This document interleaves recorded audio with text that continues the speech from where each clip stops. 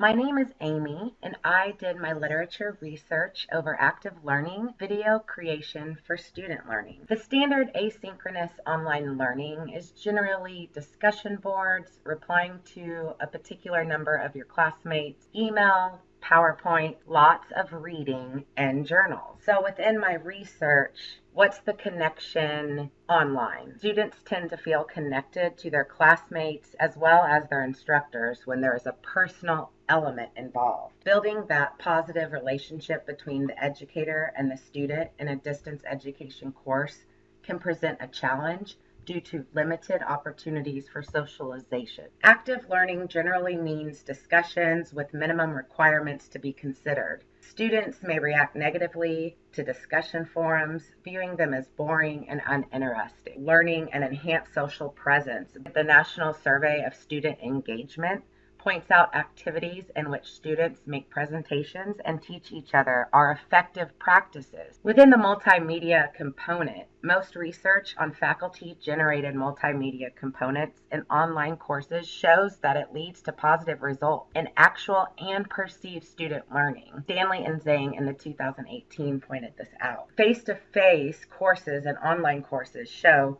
that there is a higher dropout rate with the online courses students take versus the traditional classroom setting. It has been questioned if lower student engagement is the reason for a higher dropout rate. I wanted to know if there was a better way of active learning in a distance education environment. This style of learning allows students to acquire the skills and gain knowledge. Being able to involve the students with one another and the instructor in a distance education course has more options today than it did 10 years ago. In addition to kindergarten through 12th grade and even higher education, video-based learning is also becoming popular within the business world for training new hires or a new policy within the company. This isn't a new style of active learning. I found out in the Second World War, started experimenting with video-based learning. Stanley and Zhang observed two groups. The pretest shows the video group with a 3.34 average and the non-video group with a 3.60 average. The video group started out lower in the pretest and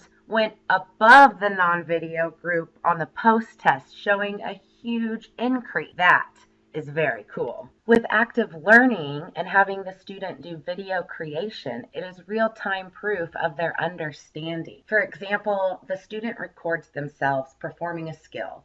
They edit the video and submits it to the instructor for a final assessment. It is a quick overview assessment that the instructor may want to limit to 2 minutes. The student describes and demonstrates a skill while the video is recording what they're doing and saying. This real-life recording allows the student as well as the instructor to evaluate the technique, the skill, and if they're identifying what is happening throughout the video demonstration. The overall learning goal is for that student to demonstrate the level of proficiency. The outcomes and the results. Well, the video content produced by the student was then viewed by each classmate and required to comment. The self-made video demonstrations increased the likelihood of the classmate to view and comment for discussions. This made discussions of active learning online exciting. The students were able to develop technology skills and communication skills, both verbal and written. The positive insight between the student learning outcomes and active learning online with video assignments were very positive. There are some barriers. Video creation assignments could include having access to the right equipment. Do the students have the software and the compatibility between the devices?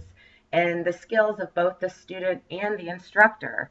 Holly and Alan found these to be true as far as barriers. Student-created videos aligned with learning outcomes produces a solid assessment tool. These assignments allow the student to identify their strengths, their weaknesses in real time by being able to reflect on their own learning, being able to evaluate their performances and pinpoint where the misunderstanding lies if there is one. Additionally, video creation develops communication skills as well as learning and practicing technology skills. Students have found video creation motivating and fun, and this in turn leads to student satisfaction and improves the overall learning outcomes, which is our ultimate goal as educators.